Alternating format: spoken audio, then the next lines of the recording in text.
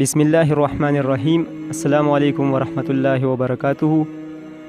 امید دی د خپل الله نه چې ټول مسلمانان رونه خويندې به روغ جوړ او الله جل شانه تاسو ټول همیشه د فار روغ جوړ لره او الله جل شانه تاسو د زړه ټول شرعي حاجتونه پوره کا.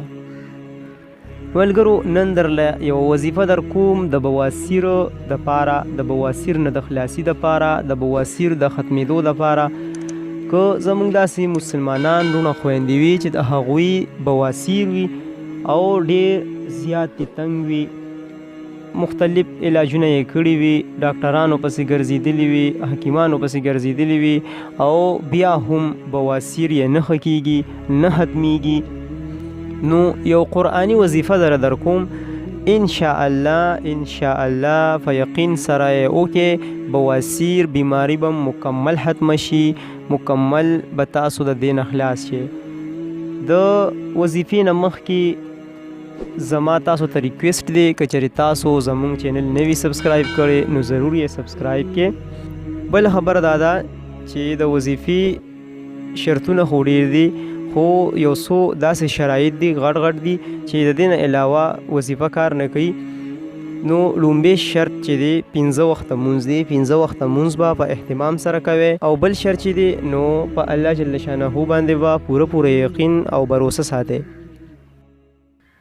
ځکه چې حدیث شریف مفهوم دی. وی الله جل شانه فرمایي چې زه خپل بنده سره داسې سلوک کوم، داسې معامله کوم چې هغه څنګه په ما ګمان کوي. نو که چېرې اوس تا په الله جل شانه باندې پوره یقین وي، باور وي، اعتبار وي چې الله جل شانه به زما دا مرض ضرور ختموي، زما شرعي حاجت به ضرور پوره کوي، ما به ضرور کامیابوي، نو الله جل شانه به تا سره همدغسې سلوک کوي، همدغسې معامله به در سره کوي. نو الله جل شانه باندې به پوره یقین او پوره باور ساتي. زه اوس تاسو سره دا وظیفه شریکوم.